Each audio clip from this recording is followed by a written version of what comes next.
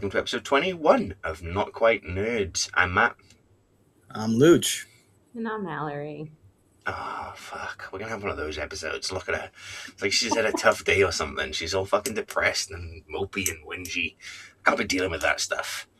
Whinge. It's Christmas Day. It is Christmas Day. So? The rest of us aren't? Don't ruin this shit for everybody else. He's the OG. You already did that. You already did that when you killed the guy. He's the OJ. Funny. He's the original Jew. He's not the original. No, he's not. He made it popular. Although it would be funny if he was. Would be. Yeah. But hey, Merry Christmas to anybody who is listening today. And if you're not, I hope you had a nice Christmas. Or Hanukkah. Or... Kwanzaa. What day are we Hanukkah right now? So Bad. So bad. The day that we're recording or the day that this is being released? The day we're recording is day 3. So the day this is being the released. day it's being released is Hanukkah's over by like a week. Okay. I was just checking you knew what day it was, and you immediately looked around for the candles. You were like, I don't know. I've lost count. I've had a bad day. Candles. I have my menorah. There you go. I'm set. I just wasn't sure if you meant recording or released it. Good excuse. Well lawyered out of that one. Arguing semantics. All about the semantics. They make all the difference. Today is the day, of course, that we're recording that Donald Trump decided he was going to sue the BBC for £5 billion. We'll see. We'll see how that plays out. I'll be like most of his other lawsuits. Oh yeah, I think the difference here is the BBC are not going to settle because they can't afford to spend £5 billion, and the BBC don't think they have anything to worry about in the UK. The next thing, you know, if next week you get a letter in the post saying that they're increasing your TV license, you know why. Oh yeah, there's actually been talk about that today, and they're looking at possibly using adverts on digital platforms for the BBC, which would be like the iPlayer. So when you logged into BBC iPlayer, you'd get adverts during those sorts of things to create extra revenue. I mean, listen, everybody else does it, so. Yeah, but not everybody else has a license fee. You know, a nationally this is true. Forced subscription to a service. Admittedly, a very good service, but still. So sorry, I'm just going back to the Trump lawsuit. Mm-hmm. So he's in the BBC for defamation. Yep.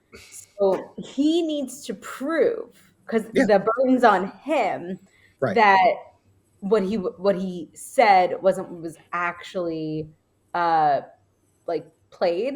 Mm-hmm.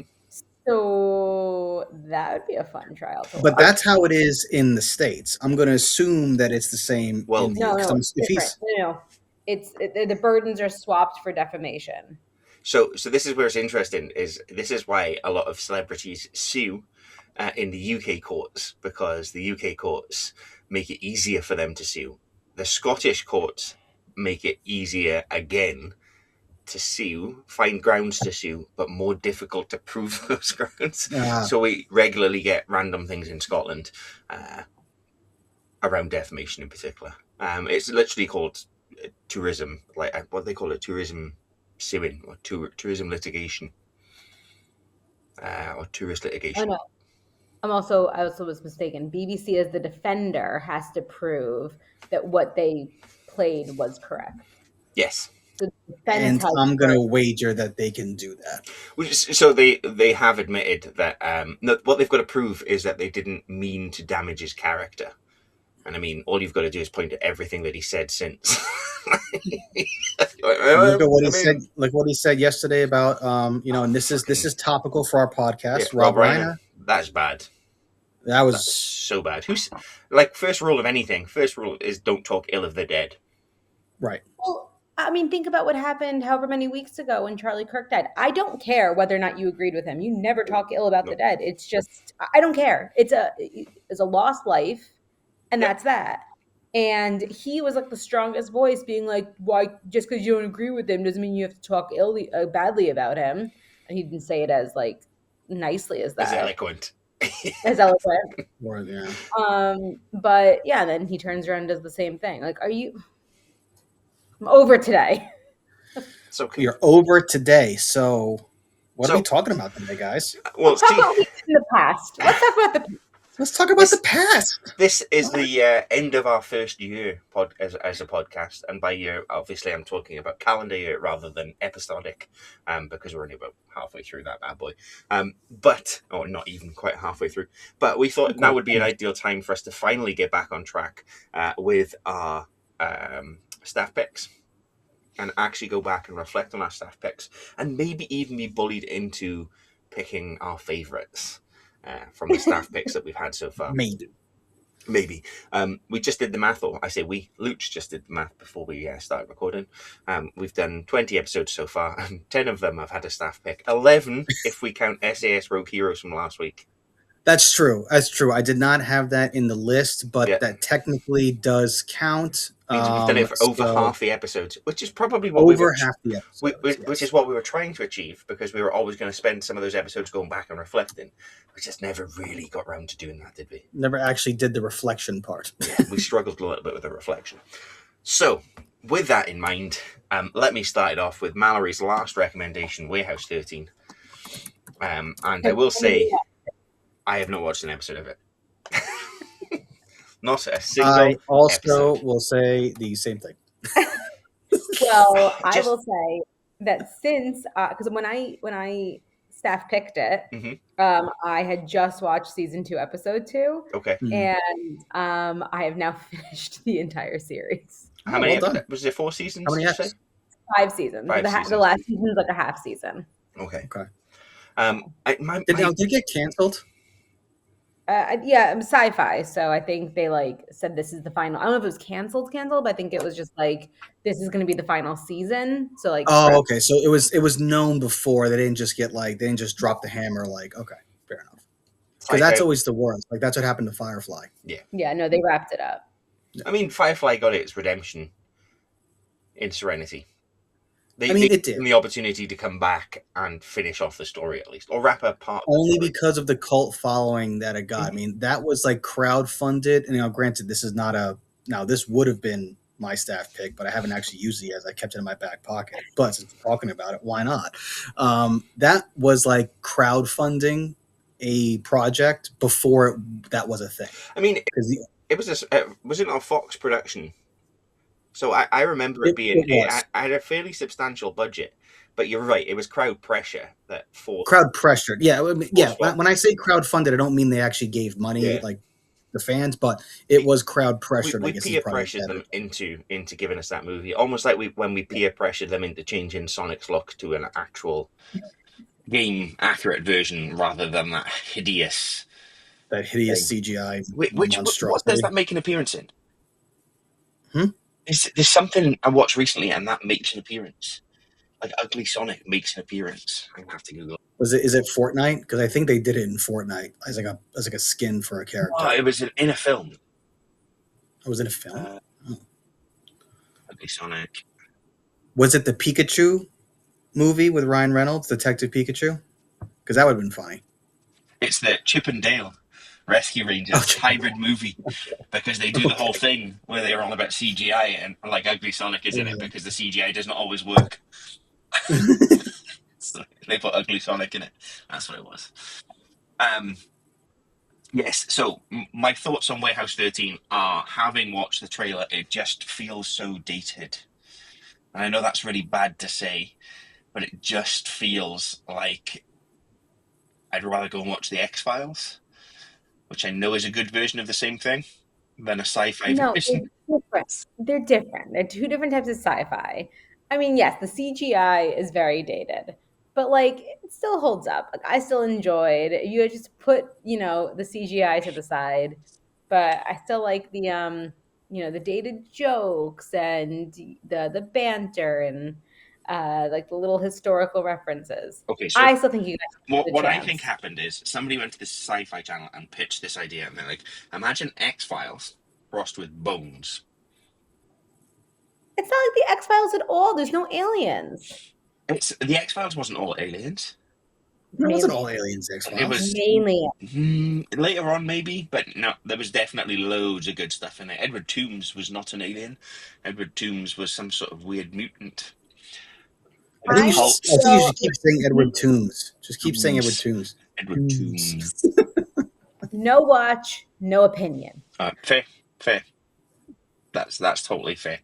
Okay, so we've got Warehouse 13 out of the way.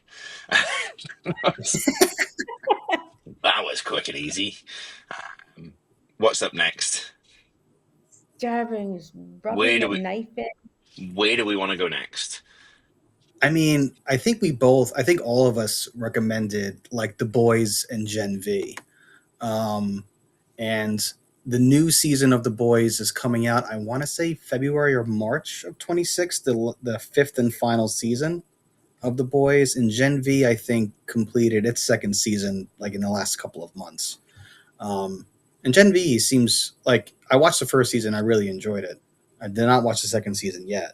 But it's like it takes place in like a superhero college, I think. Yeah, it's the X-Men of the Boys universe. Yeah, very. Yeah, What you were going to say there is a very twisted and disturbed version, right? very twisted and It's disturbed. exactly what The Xavier's Boys is. house for the gifted. Yeah, Yeah, it's exactly what The Boys is of superheroes. A very twisted and disturbed version. So, I mean, it fits. Full confession, I've only watched the first episode, I think, of Gen V. Doctor Who I've watched considerably more of, but we'll get there. But yes, I only watched the first episode of Gen V. Not to say it wasn't good. The Boys in general is fantastic. That's what it happened. really is. I watched the first episode of Gen V and then realised I'd not seen season 4 of The Boys. So I went and watched Which season is 4 of The important, Boys. I think. Yeah, it is important because So- it leads right into it. Yeah. But yeah, The Boys is such a fantastic show. You know, it was a Really good comic book. It's a great show. I just love the fact that, and I'm gonna kick myself for not remembering the actor's name. Not Jack Quaid, Billy Butcher. Bread. Yeah. What's his name? A New Zealander, Kiwi. Yeah, Keith yeah, Urban. Keith.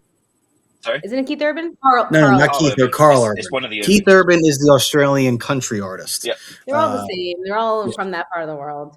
Yeah, Carl- but Carl Carl Urban Urban of- is just like, Of Thor fame. yeah. I mean, like he's so good because, and you know what type of movie it's going to be based upon how long his hair is.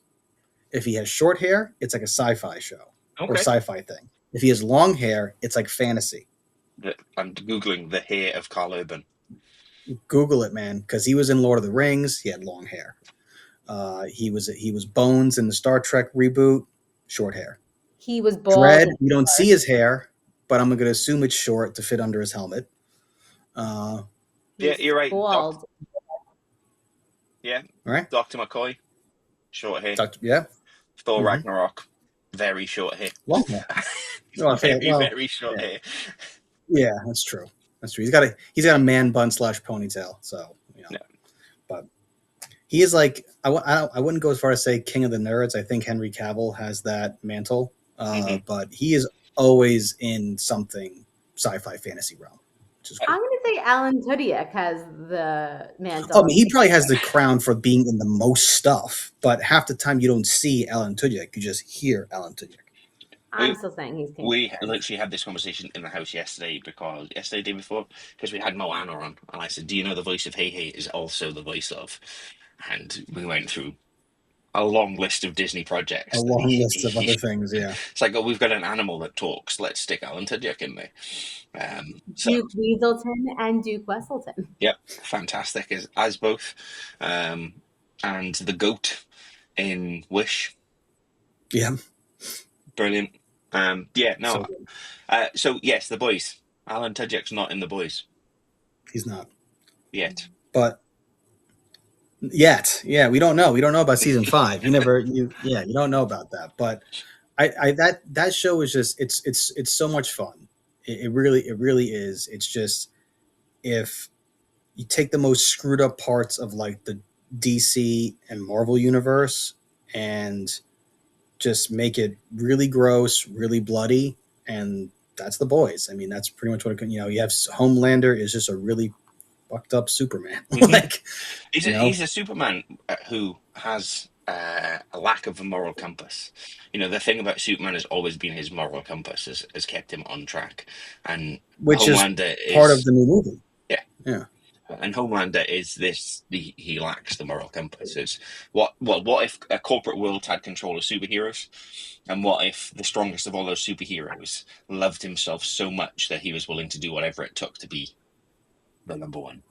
And it's Yeah. that concept and that idea, and I think it's brilliant, because it would end up being, like what's his face, Train, doing bad movies because actually they're just actors.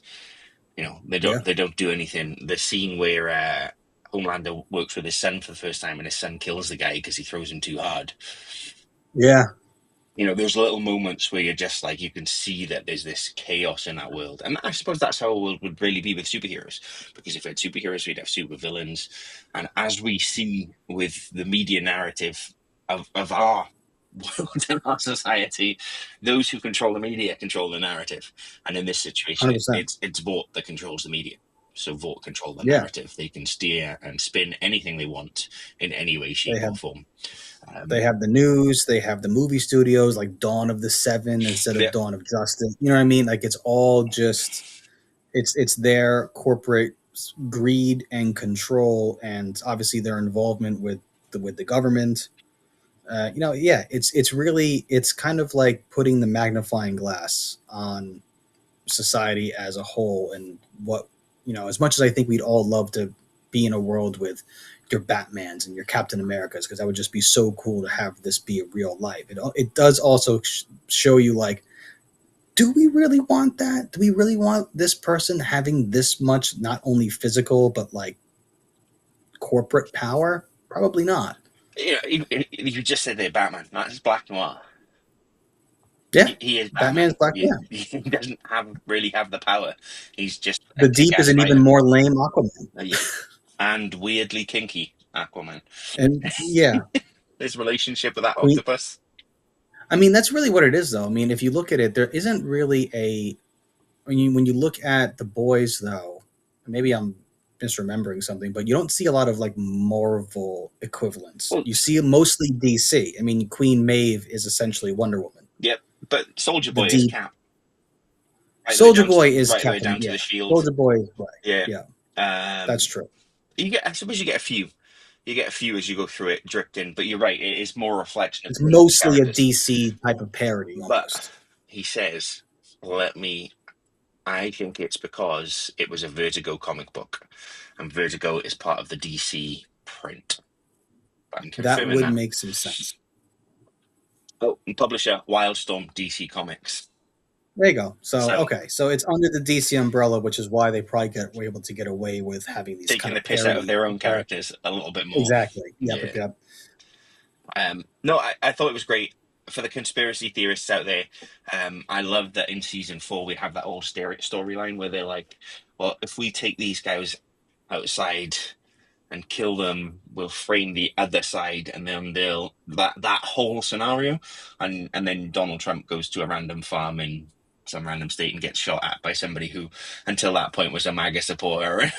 You get this whole, and you're like, Donald Trump running his political campaign based on a script of The Boys? Is that what we're getting out of this one? No, I wouldn't put it past anybody at this point. But I don't know whether that came in as a storyline after that incident happened or before. It'd be interesting, or whether they just use the same writers from the CIA to create. Same guy's running 2 jobs. He's writing for comic books. CIA guys CIA. moonlighting as they're moonlighting as screenwriters. Tom King, who does an amazing run with DC and Batman, is a former CIA analyst. Really? That was his job, and he wrote comic books on the side, and then he's managed to make a massive That's an interesting transition. That's pretty cool, actually. Storytelling, right? Finding narratives and telling stories. I mean, looking at especially data doing a Batman book. Yeah, you know, doing a Batman detective as well. book, like yeah. Okay, so The Boys, Mallory. How you feel about The Boys? I like it. I mean, it was our staff pick for a reason. I just haven't seen the new season. Okay. I haven't seen. Season I don't 4. think I've seen season 4. Okay. Okay. Well, we've Yeah. just ruined season 4 for you, so it's fine. I actually wasn't even listening to you guys.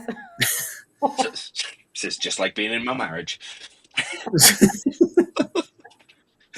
I'm gonna get in trouble for You that guys one. went into it. You You're guys gonna get in trouble for ended that up one. in a Yeah. rabbit hole, and I zoned out. I'm totally gonna put that as a social media club too. Just to get myself in trouble, just for the bants. Okay, The Boys is a fantastic show. It is a shame it's coming to an end, but it's not really coming to an end, is it? Because we're getting the Vought prequel.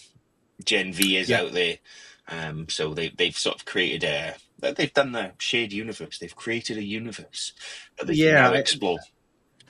Is that the Rise of Vought? Is that I like think the that's what it's prequel called. where like it's going to be like the It's like Soldier Boy. early days of like Soldier Boy? But I wonder Jensen Ackles, right? I believe so. Is he reprising his role as I Soldier Boy? believe he's going to be in it as Soldier So Boy. are they going to DH? Are they going to DH him or Well, something? remember, he's not aged since he disappeared in the that's 60s. so true. That's right. He's got that Captain America.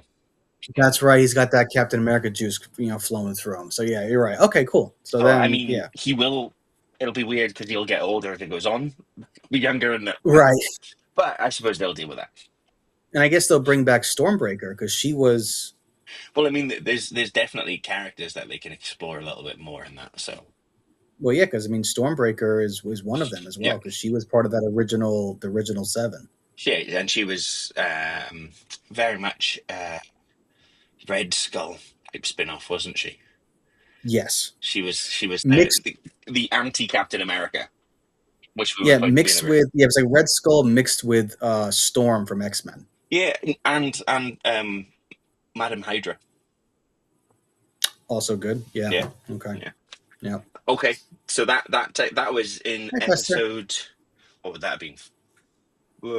6, around there. Yeah, that was episode 6. Yeah, that was around there. Okay, next up, Mallory. What do you want to talk about next?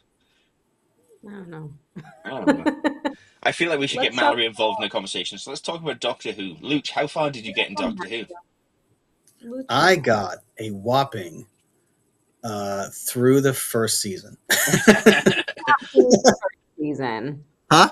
Did you actually finish the first season? No, I still haven't watched the transition from something to Tenon, from that guy to Tenon. Meaning he also hasn't watched. Yeah, he hasn't watched the finale. No, I haven't watched the finale. But in my defense, like I spoke about, it's not easy to find right now, and I can't afford to just go out and buy all the Blu-rays because I hate watching it on my laptop. I'm so beyond that now. So It's hard for me.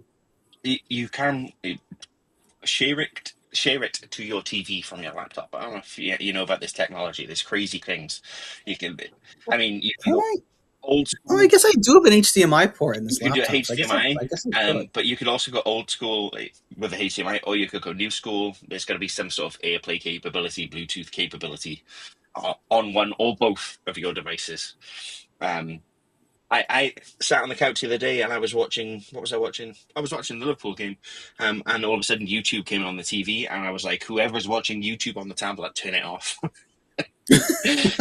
Gemma came through. She was like, "How did you know he was watching YouTube?" And I was like, "Because he shared it to my screen." Yeah. Okay. Oh, Jack. Oh, Jack. Okay, so Eccleston. What do you think of Eccleston? I mean, I think as the Doctor. Again, my experience is so limited. I also think that I am biased because I've been around you guys for so many years. Like, I know that like he's like the appetizer into Doctor Who. Like, he's just like, all right, like he's there for one season and one season only. I guess you guys told me he does come back like in a future like episode with like a bunch of the Doctors. It's like a 50-year special or something like that. Am I just completely off base? I don't know. I don't know. I don't know that. The answer, but I mean, he's done an awful lot of audio stories as the Doctor as well more Fair recently. Enough. So clearly, work slowed down, and he was willing to come back to that. Right. I mean, I am looking forward to Tennant because I feel like he will probably be my doctor. Just because I think I like him as an actor, and that's where I think he really kind of got his. Not that he wasn't acting before, but I think that's where he kind of got his start. And he was there for a number of years. He wasn't just there for like 2 or 3 seasons. He did like 4 or 5 seasons, I thought, as the We Doctor. did three, but Was it three? but it was about 40 episodes, I think, 36 episodes, something like that. I mean, Um, that's a fair amount. yeah, it is a fair amount. And bearing in mind, we weren't necessarily working on one season a year. Sometimes maybe Mm, 2 years between seasons. Like it was more when we've got the stories and we're ready to film, we'll do it. So got you. So, I mean, like I said, I am looking forward to seeing some David Tennant. I know Mal's Doctor is Matt Smith, who, again, I've seen all these people. I know, you know, periphery, but like I said, I am looking forward. I think I'm going to make a prediction that I think Tennant's going to be my Doctor. That's what I think. Maybe closely followed by Matt Smith. But also, I'm intrigued about the Peter Capaldi seasons because I just like him as an actor. mhm. I remember him from Skins as playing Sid's dad in that show, and I've watched a couple of things that he's been in outside of that. So I am excited for it because I think that was an interesting move for them because Peter Capaldi was older when Mhm. he became the Doctor. Like he wasn't like Matt Smith or David Tennant's age where they're like in their late 20s, early 30s. He was probably in his late 50s I, when he I was the think Doctor. what Capaldi does well is he changes the direction of the Doctor because we Mm. had Eccleston, who was the hip, cool, kind of trying to bring the Doctor back out of what was effectively an old man in a coat with a scarf era. Mm. And then we had the young David Tennant, who did make it cool and hip, but also quite nerdy. And Matt Smith built on that. And then we had Peter Capaldi, who was like a shock to the system, I feel. What do you think, Mel? Mm. No, I agree, but I also think that they did a good job of explaining why the doctor had to get younger and why he kind of continued to get younger up until Peter Capaldi. And then they explained, and I think they did a good job of explaining why the doctor then had to be Peter Capaldi, or at least somebody of that age, because the classic Who they were all older, um, and even if they weren't as old as like William Hartnell, Mhm. they all they came across at least older, middle age, not like a young puppy dog like Matt Smith. Yeah. There's, Was he the youngest Doctor, Matt Smith? Nashuti might have beat him. Let me but check. Oh Nashuti's yeah. 30, right? 33? Nashuti age Doctor Who. So So when he'll be. Nashuti became the Doctor, he was 31. Okay. I think Matt When Smith Matt, might beat him. I think you're right. I think Matt Smith was in his But 20s. Nashuti, like, He was 26. yeah, so Nashuti, 26. Wow. That's huge for like a young actor to take on such an iconic role as the Doctor. I mean, I don't have to be very knowledgeable of Doctor Who to know that that's a big deal. Like that's we touched on it last week. He also bought into the ethos of being the Doctor. So being the Doctor is very much like, I suppose, being in the Marvel universe or being Superman in the DC universe. Like it's not just about being the character; it's about embodying who the character is and then engaging with that fan base. And yeah. as was pointed out, and I'd never thought about it, but yeah, Nishiki didn't do that in the same way. Almost Eccleston-esque, where Eccleston didn't really do it either. He was like, "It's a gig." Yeah. That's what it is for me, and Nishiki was the same. Whereas the other Doctors in between have all done a good effort. Have made an attempt to engage with the fan base. And I think again, I have nothing to base this off of, so totally call me out. But I think that's a real miss for Nishuti. Because like especially like in today's age where nerddom and comic cons and just the general comic booky, just that type of superhero thing is so popular and so big, to not embrace that And even on a wider is you're scale, doing yourself a disservice. He did himself a disservice, I think. he's gay and black. So, Yeah. so there was all of these things that could have been in it. Like there'll be lots of gay black nerds out there who would have looked to him to be that sort of shining light that they could head Yeah, that towards beacon. Yeah. Yeah. in the nerddom, and I'm talking out of turn here, having not seen it, but from my understanding and a media presence, he didn't engage with the audience the same way. Even Peter Capaldi, who still not at Tennant or Matt Smith levels with their engagement, but I mean, they both set the bar so high to the point where, like, David Tennant's like, whenever they phone, I'm ready to come back. Like, if you need me for an episode, I'm there. It's like, pay my own train fare. So there is that. I think both of those appreciate the impact that the character had on their careers, and it means more to them than maybe it did some of the others.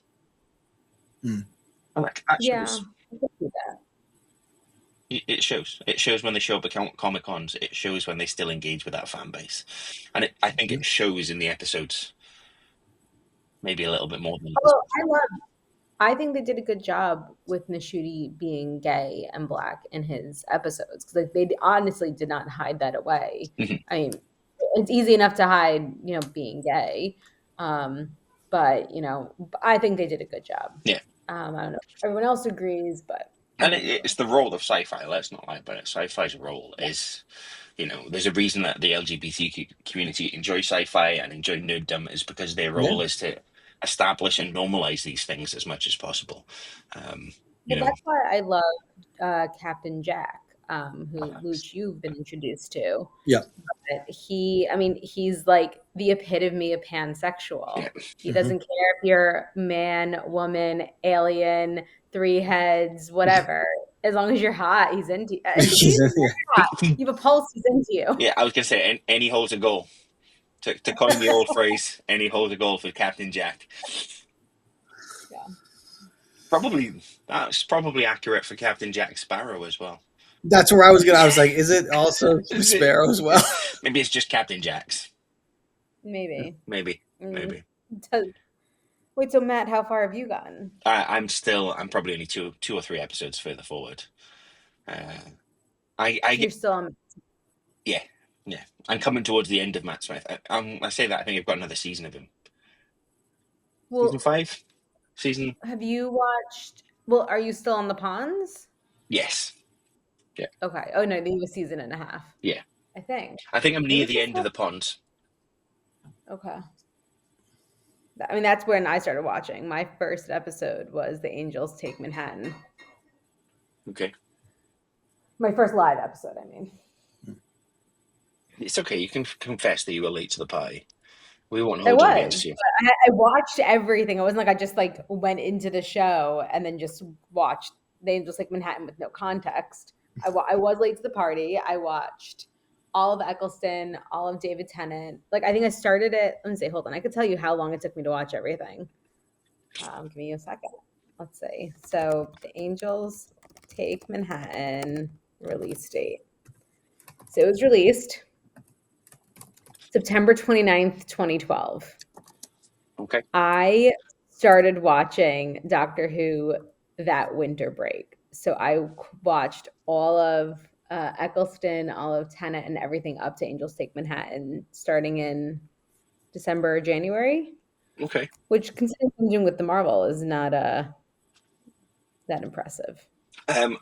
I'm on season 6, episode 9, Night Terrace. I'm just in the Let's Kill Hitler. Oh, you're really not far. Yeah. So I've got Night Terrace. Wait.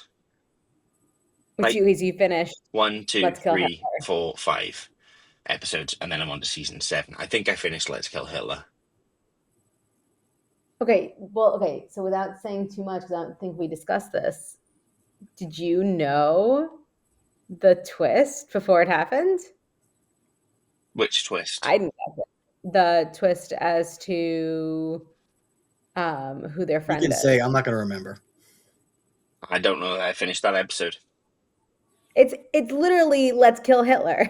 I don't know that I finished the episode then. That's what I mean. So it's the beginning of the episode. I remember. Because the beginning of the episode, Rory and Amy are going through the cornfield in their little car trying to get the doctor. Yeah. And they get into the TARDIS, but then all of a sudden this other car comes through and their friend, Melody, hitches a ride. Yeah. And then they find Hitler. No, there we go. That's where I'm at. That's where Oh I'm no, at. you have to be Okay. good. I really enjoyed A Good Man Goes to War Oh, that one's so because you good. see so many different elements of Matt Smith in that. And Matt Yeah. Smith's Doctor. Like you get to see so many different versions and aspects to his personality that is pretty cool. Yeah. Well, okay, so this, I mean, it's a spoiler, but I don't think either of you guys are really going to care. But like in the 50th, which Matt, you have not gotten to, they talk about the fact because the war doctor is there, Mhm. played by John Hurt. I've seen that episode. Um, I can't remember it, but I remember watching that episode. Was that a Christmas special or it was a special at some point? New Year's Day it was special? like it was a November special because the 50th, because the next episode was the Christmas special, and that was Matt Smith's final episode. And the war doctor notes how young David Tennant and Matt Smith are. And they were like, yeah, like we're basically trying to run away from like what you did. Mm-hmm. So they got so screwed up by what the war doctor did, they almost started like they just became like children. Yeah. Hmm. So they look for their innocence. Yeah. Yeah. Yeah. So, Luch, are you going to continue to watch Doctor Who? That's the real question here, isn't it? As a recommendation goes.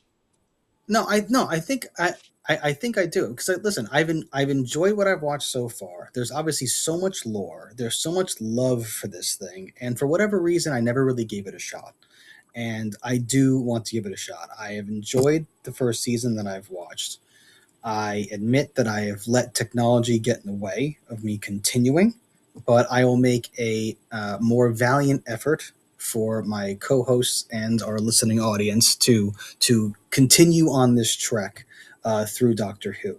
I'm not going to say that I love it yet, but again, I'm withholding a little bit of judgment because I don't think that this is the best. I don't think that I've seen the best that Doctor Who has, the best Doctor. Nope. So I want to keep going and kind of because right now, because if I just took this in its own bubble, I don't understand the fandom.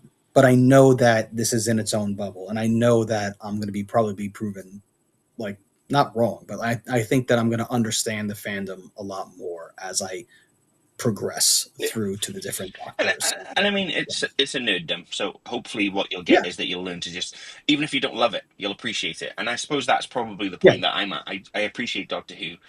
I enjoy Doctor Who when it's on, but unlike Mallory, I don't plan my schedule around when there's a new episode of Doctor Who airing. Right. I don't plan my international travel around where I can watch BBC One live. I've never. I don't think I've done that. No, that was just Gavin and Stacey. Just Kevin. Just Gavin and Stacey. Yeah. Although I did watch the Doctor Who Christmas episode in Sheffield last year. There you go. And made all the Marshals watch it with me. See. But I didn't have my jelly babies. Normally, I like to sit on my couch, watch Doctor Who, and eat jelly babies. Okay.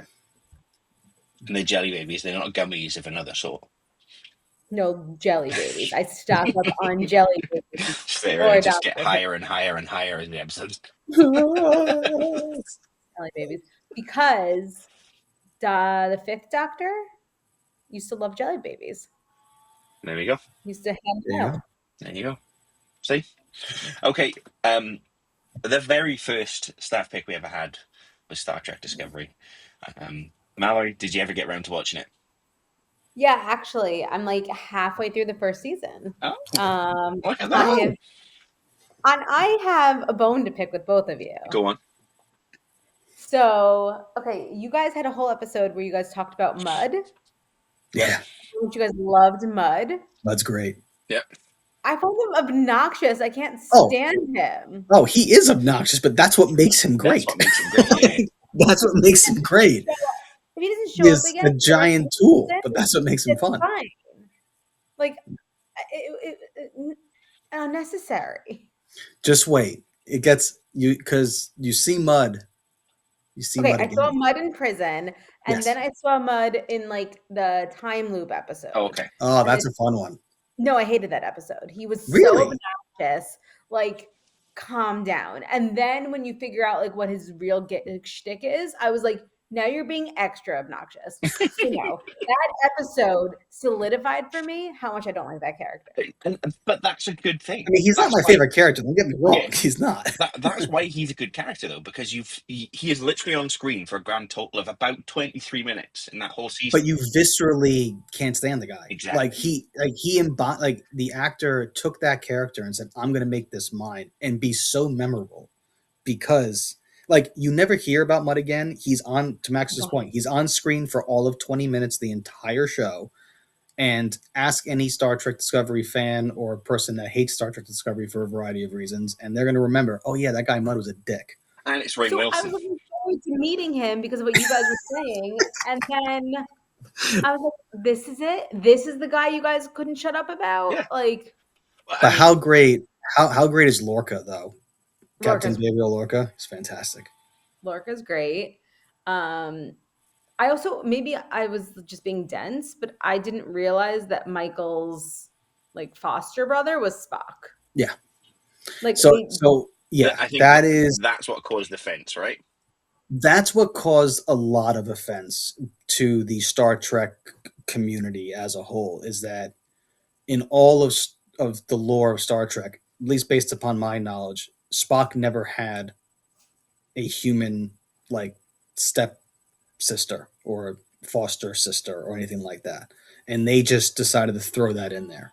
And I think that's what immediately pissed off a lot of people. But it also gives it a fun dynamic. And you probably haven't met Spock yet. I don't think. No. Spoilers, you will meet Spock in season 2. Yeah, that's what I was going to say, is it's season 2. But is it necessary? Like, you guys obviously have watched more than me, but is her being related to Spock, foster or otherwise, actually necessary? Could it not have been like a neighbor? The point that I've reached in season 2, and I've not finished season 2, it becomes a key part of the narrative for season 2. But also, the way that then sets up how I think it goes as we move forward through those seasons. Yes, it becomes important. I don't think it does. For season 1, it was important. I think for season 1, it was, how do we attach this random new Star Trek show to an old fan base? They looked for some way to anchor this show to the original series and to try to bring fans to it. And by doing so, they offended a lot of people because you never heard about Michael Burnham before. But Max is correct. It becomes more of a narrative in season 2, and funny enough, it continues to be a narrative as the seasons go on to a lesser extent, but it still is a key aspect to the story. I'll go as far to say certain doors are opened because of Michael's familial ties to Spock that maybe would not have been opened before or without that. So it does add to it. It adds a fun element to it. I think the guy, Ethan Peck, I think is his name, who plays Spock in season 2 of Discovery, as well as subsequently in Strange New Worlds, seasons 1, 2, 3, and then 4 is coming out next year, and then 5 after that. I think he's a great Spock. So I think you'll have some fun with him. But what do you think overall of the show? Have you ever seen Star Trek at all before Discovery? The Chris Pine Star Treks. Okay, so the movies. Yeah. Okay. No, I was enjoying. I felt like for me, I thought it started off a little slow. But also I watched episode 1 on a plane and then fell asleep and then had to rewatch episode 1. So I was trying to stay awake while traveling. But no, I'm enjoying. But it's definitely not a background show. It's when you have to sit and watch and pay attention. It's not something that you could just like. It's not like you can just put Friends on in the background and just kind of like go about folding your laundry. Like, it is something where you do need to have a little bit of focus. But we were talking before about Doctor Who leaning into Nishuti's sexuality and being a gay man, and you said that's always been a thing with science fiction and fantasy, and they do that in Discovery as well with Anthony Rapp's character Stamets, and with Dr. Colbert as well, the ship's chief medical officer.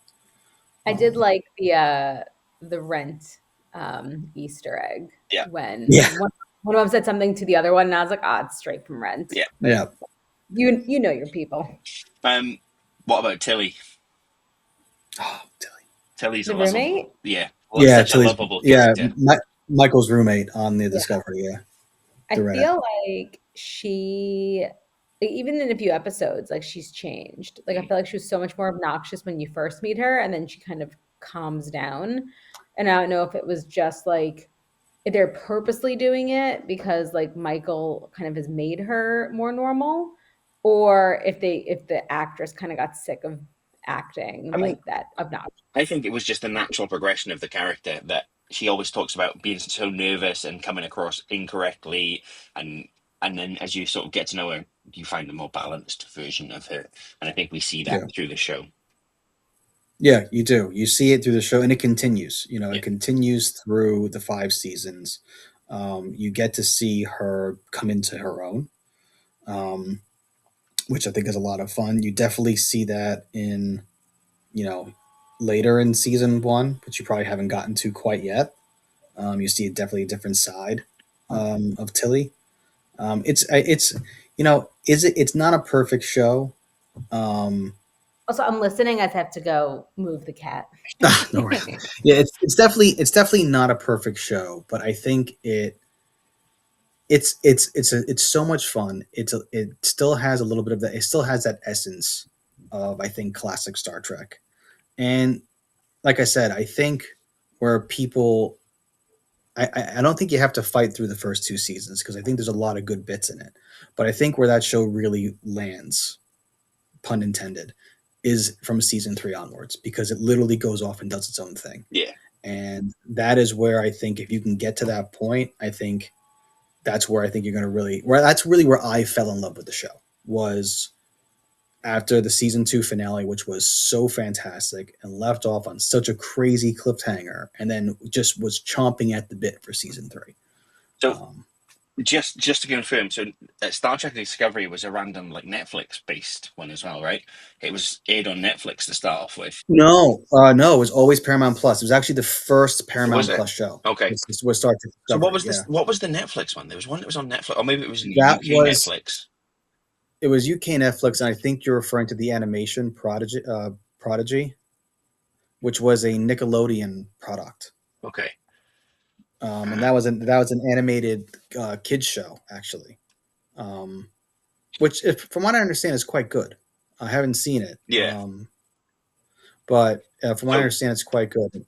Netflix lost the global rights to Star Trek Discovery, and the series was moved to Paramount Plus. So it was Star Trek. So Okay, over here, it was definitely promoted as being a Star okay, Trek. over there. Okay, in the UK, maybe So Netflix had it. Okay, because fair we enough. didn't have Yeah, Paramount Plus at that point.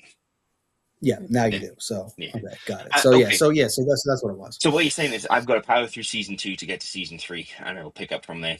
The question I've I got really do. I is think it's what yeah, universe will be in, because as I understand it, we've got different timelines that take place now in the Star Trek universe.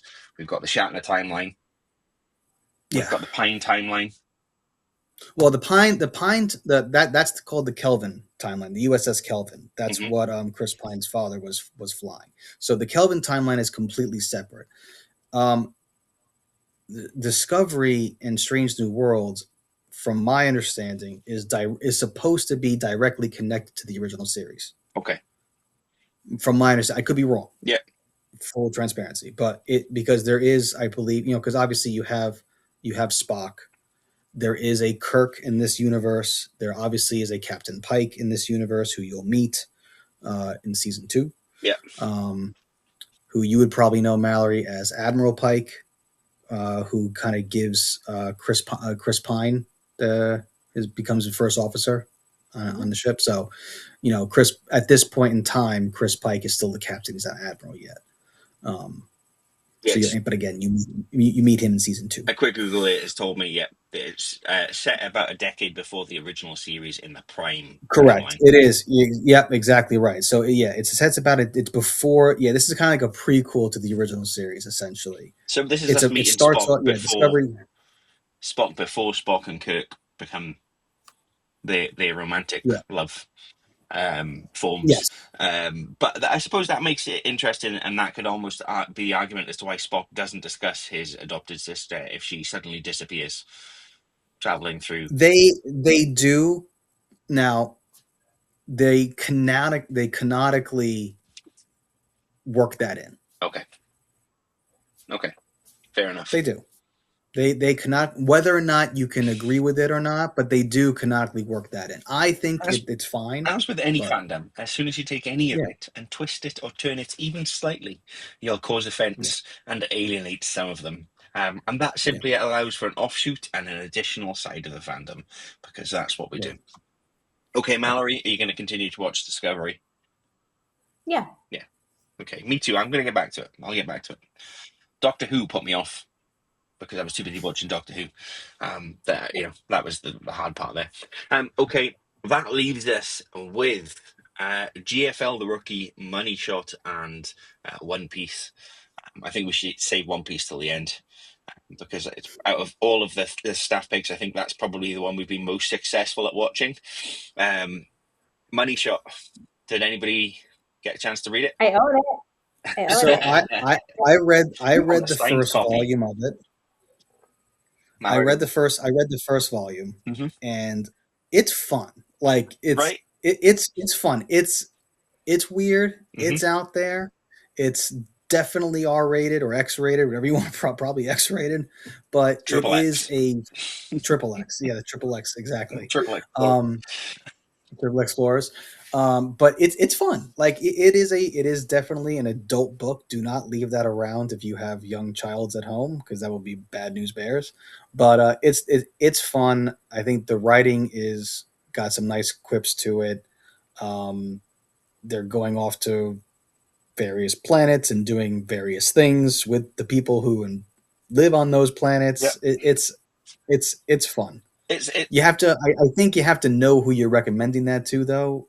I mean, that's when why you're gonna I thought I'd recommend it. recommend it to the entire world through this podcast. Exactly. That's exactly what I was going for there. Because those who are interested will go out and pick it up, and those who aren't won't. Yeah. It's clever. It's a clever book because it's a reflection of society and this idea that science no longer holds the value it used to hold unless it's for entertainment purposes. And that's sort of the message that runs through it all, is people are only interested in science if it means it's entertaining. Right. And that's listen, the world. Yeah, it is. Attention spans being so low, and everything else. Yeah. But yeah, definitely a lot of fun. Like I said, I read the first volume. I have the second volume that they came out with, a second graphic novel. I've not started that yet, but it is on my new color Kindle that I bought. Okay. On Black Friday. I mean, you've got a physical copy, right, Mallory? Yeah. I mean, it's the perfect thing to read if you were flying first class anywhere this Christmas. Just to crack that book out and watch everybody look at you through funny faces while they see all sorts of images. Sorry? I did think about it. Yeah. But then I realized where I'm going and thought maybe I shouldn't. And probably not the best idea. At a risk of being arrested for distributing pornography. If you look, once again, I'll come back to a conversation that we had when Gemma was in the room. It would really, really kill the ratings. I mean, we would absolutely go viral then. You know what I mean? Like, that'd be a great story. A Jewish podcaster arrested for taking sex comic into foreign country. The headline would make us instant superstars. The headline would be amazing. Yeah. What do you think? No. Float the risk. Yeah, no. Maybe I'll just send it to you through the post. On you where I'm staying. Well, I can message Al and find out. He'd think that was hilarious. He probably would. I'm trying to come back. Al would want to be on FaceTime. I don't know why anymore. I was going to say, Al would be on FaceTime just to see you get raided. Okay. Next up was The Rookie. And I'm going to guess that Mallory had no interest, never got around to reading or listening to this. I didn't read it, full confession. I did listen to the audiobook and enjoyed it. Really Yeah, enjoyed it. Yeah, it was a nice part of my morning, getting up and going for a walk and listening to a couple of chapters as I wandered about. I Um, I remember saying to you when I found it, that I was like, "This is, I think, something that you would be into because if not just because it is science fiction, but the mhm. American football aspect of it, I thought you'd be really, really And into." I love the detail that he goes into. I love the level of detail and study that goes into it, the way he understands and explains the game that takes place in it. You know, the variation of football, the different species coming together. Again, as with any good sci-fi, it's a reflection of society, and it's this idea Yeah, that you've got multiple cultures coming together in one changing room, and they don't understand each other, and they don't get on, and they appreciate different things, and it's about how they all come together to form it. I do think it's a little bit formulaic because of the nature of what it is. We, hmm but I mean, so if we look at all the TV shows we've recommended here, so are they. You know what I yeah. mean? I They're mean, all there's yeah. formulaic, so there is that. But no, I enjoyed it. I thought it was a really good, and the fact that it's a free podcast you can listen to, and there's 10 seasons of it, 10 issues of the book or something, 10 editions of it, maybe 11 now. There are 6 books in the Okay, series. He is currently writing he's finished the 7th book. It's currently being edited right now. So I expect that the 7th book will be out on shelves and or on the Amazons probably sometime like mid to late 2026. yeah, That's because I follow Scott Sigler on like Twitter and like Instagram and stuff. So he always posts like where he is. Like, all right, we have edited the first 5 chapters of book 7. So he kind of gives updates to his yeah. fans. Um, so yeah, the first 6 books are in print. I don't know if he's done all of the audiobooks for They're, them yet. they're all up there. You can They certainly, are okay, yeah, so great. So yeah, I wasn't sure about that, but yeah. yeah, But they're definitely all 6 are in print. The next one is the starter. yeah. That's the name of that one. And is that Um, following the same team yeah, post yeah. So events, yeah, yeah. Quentin, of yeah, what happens in the yeah, rookie? yeah, Yeah, yeah. Quentin Barnes. He is your main character. He is your main character throughout the entire series. okay, Um, and so yeah, it is following the I believe Ionith Krakens. yeah. Yep. So it is continuing to follow the Krakens. Now he does have some other novellas out there, Hmm. which are like little short stories about other teams, um, as well. Like I think there's one called like the Orbiting Death is one of the teams Yeah, so I in was going to say that's who they play at some point. They definitely play the Orbital yeah. Death. So I think there's a novella that he's written from a member of that organization. There's a couple other novellas out there too, which they're fun, but I prefer the proper the novels proper. Um, but you are right, Max. They are formulaic. I will say that book 6 is I think the most different. Yeah, Like it is the least formulaic of the series. And obviously, and there are reasons why, but I'm not going to so tell you why it that gets one's out the of that. gangster.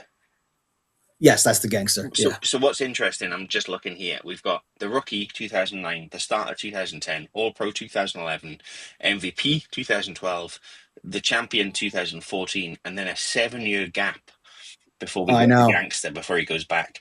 And it almost makes me think: was it a case of he wrote the stories and he was like, "They're great. I've reached the point where I've got to an end with these," and they're not doing maybe as well as we thought they would do, or we've reached a point where there's sales, and then all of a sudden it's found new life. I think it's found a little bit of new life. They left book 5 off on a major cliffhanger Uh-huh. that like you wonder like could they have ended it here? Yeah, but come on, I know there's more story. He just pulling it And and what's his face here, R.R. Martin, and just taking a really long time over the last book. he took a really long. I mean, but I think he wrote a couple of other books in between as well. He wrote one called like Earth Core. Yeah, I He mean, he wrote like a 2 or 3 book series in that realm. so we've got Um, Aliens, Phalanx is a standalone novel, yeah, 2020, Alive, Alight, Yeah, Alive. Alone, The That's it. Generations, the Crypt Book One Shakedown.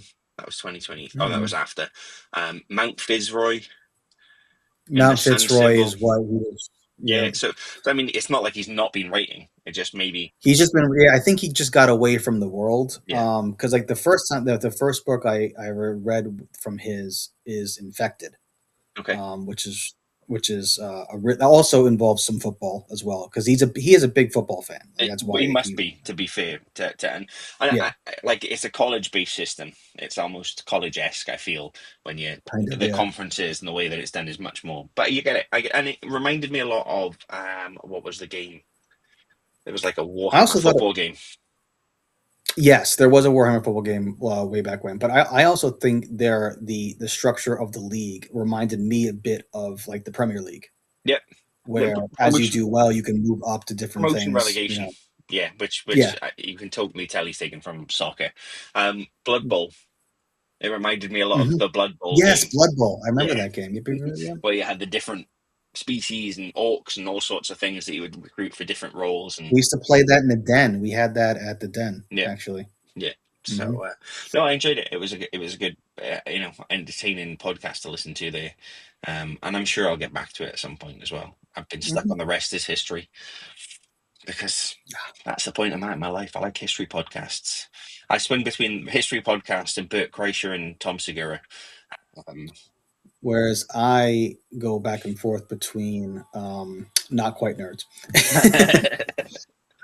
and The Adventure Zone, which is a Dungeons and Dragons podcast. Oh, okay. See, we're giving shout outs to other podcasts over here. I hope they're giving us shout outs. Just throwing it out. Yeah, give us a shout out. Yeah. McElroy Brothers. Yeah, there you go. See? Okay, and that leaves us with One Piece. What show? It was some random nerd show that was just out there. I thought you might enjoy. About a monkey, right? Sorry? About a monkey? About a monkey. There's a monkey. There's a monkey. What does it do? Yeah. It's a monkey that is instantly recognizable because everywhere I go, Jack points out, there's Monkey D. There's Monkey D. Luffy. And everywhere we go, Monkey D. Luffy. So I'm proud of that. Proud of that achievement. And they've not watched live action. They've only watched the animated with them.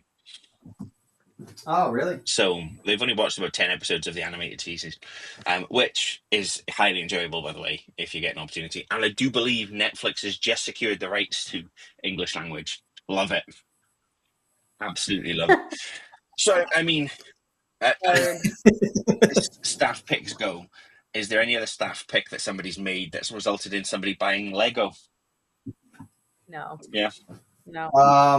No, there has not been. But you're right. I think Max won. I think Max won the 2025 Staff Pick Award by being the person to recommend the staff pick that universally loved by the three of us. Yeah. I feel like I would have won if you weren't being so difficult about watching Doctor Who. Nope.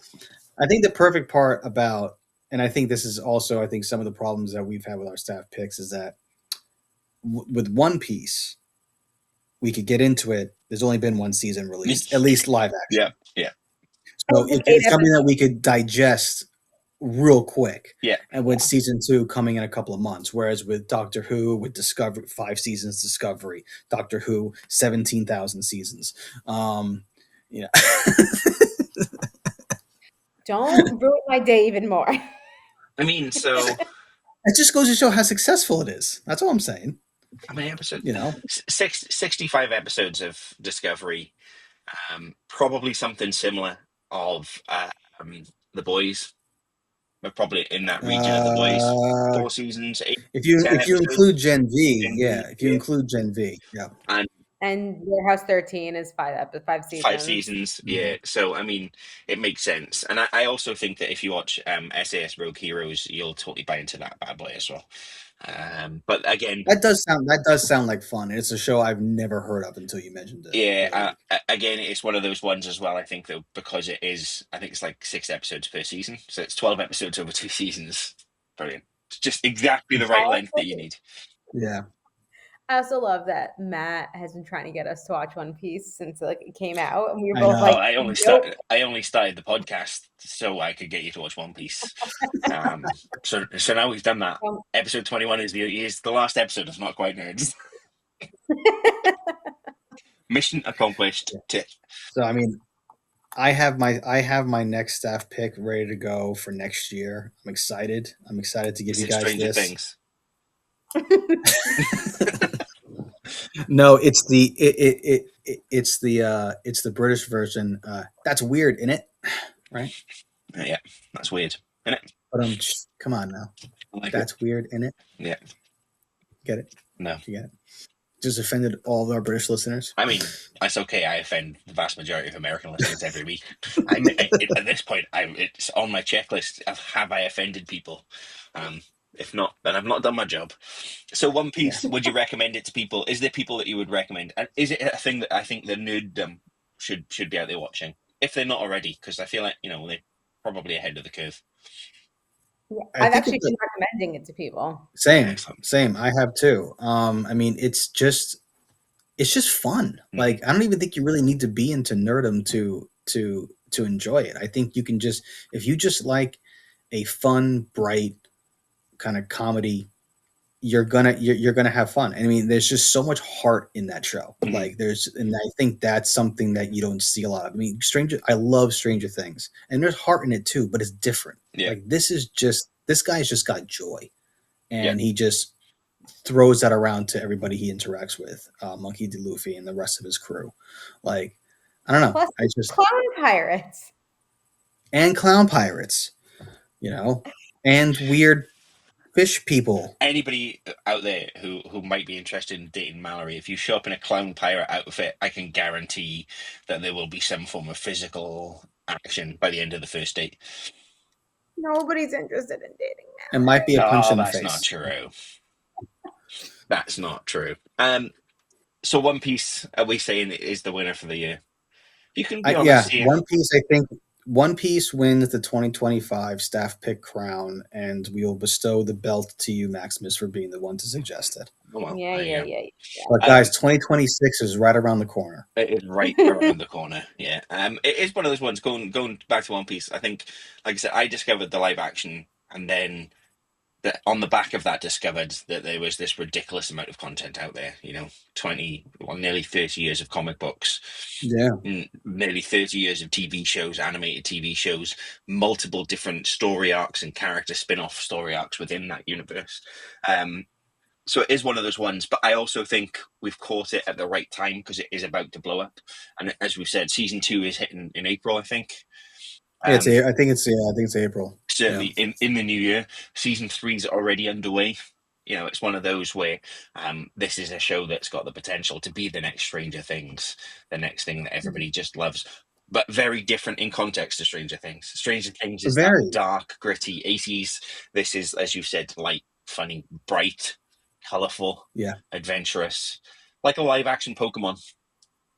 Yeah, and I think it's a nice pivot for Netflix as well, because if you look at like a lot of the most popular Netflix shows of the last few years, I mean, obviously Stranger Things is up there. You have Squid Game, very dark, and then you have this light, manga / anime like live action show that's just so completely different. And it's just, I don't know. I think it was a nice. I'm just looking because you said something there and it peaked with me, and I was just like, Netflix, obviously, we think of Netflix as being this English language film platform and stuff, and it's got a massive, massive library of Indian films, of Asian films, like all of these different films from different parts of the world that we miss entirely because we're so focused on consuming what we consume. But they have done adaptions. There's been Netflix anime adaptions. So I was just looking there because Death Note was one, and I know it was absolutely fabulous. Now I love Death Note. It's probably the anime that I would go to over all other anime. But I mean, the adaptation of it is no, it's cool. He agrees. No, she did not. Those are definitely is agreeing with you, Max. Yeah. So I was just looking there to see which other ones they've done. So Alice in Borderland is one that they've adapted. Cowboy Bebop, I know they were adapted, or they have adapted. But they did, and it got like grossly panned by everybody. all the ones they've tried to adapt so far have been dark. So they've all been dark. They've all gone into that darkness. They've all experienced the darker worlds, the darker things that are taking place. And then One Piece has come out, and suddenly it's like it's almost captured that childhood. Like I'm making the reference to Pokemon or Yu-Gi-Oh, those things that we watched as kids that were bright and colorful. True. The animation, gateway animations. Gateway anime, Yeah. isn't it? Let's not lie about it. It's all gateway anime, and that's what they've captured. So, well done, Netflix. I agree. Well Okay. done. So this is our last episode of 2026. Is it? Shame. Nope. No, it's not. Is it No, not? it's Are we not. going to get another one out before this? No, you said last episode of 2026. Oh, you're right. It's our last. It's our last episode before 2026 starts. Last episode of 2025. No, I've told you this is the last episode ever anyway because I've won. Right? That's right, because you Yeah. got us to watch One Piece. So- It's done. It's like it's when you become world champion and retire immediately after because you're like, nobody can ever take that off me. I didn't lose my title. I gave it up. So yes, thank you for listening this year. If you have listened, if you're picking us up in 2026, thank you for listening this year. Yeah. Just listen. Just listen and watch Just listen us. anytime, whenever you want. Just listen. We're here. Whenever you want. That's it. We're like a warm cuddle. We're here for you every time you need to have somebody urinate down your leg while they hold you tight. It's a weird analogy, but okay, let's do it. I mean, that's what. I need someone to pee down my leg while they hold me tight. Yeah, see, there we go. See, I knew our audience would appreciate where we're coming from with that one. You know, it's that thing where you're like, somebody's giving me a hug. I don't mind that they're homeless and peeing on me while they're doing it. I'm just getting a warm hug from this podcast. On that note, thank you very much for listening. Please like and subscribe wherever you're listening or watching, and please share with your friends. Please get us out there. I've got this crazy goal of 10,000 listeners by the end of 2026. So you've got to help us get Help there. us make that happen. Help us Help make us that help us happen. achieve it. Yeah, indeed. And we won't forget you, early listeners. Obviously, you can always be the gatekeepers of the podcast. They'll be like, "We were there on day one. We were there when the sound quality was shit." It's gotten better. What did we record on day one? It was Google Meet, right? We recorded on Google Meet, I think it You was. can say the we were there when first you were on episode. Google Meet. Yep. Anyway, thank you very much. Thanks for listening. That is a bye from me, and it's a bye from them.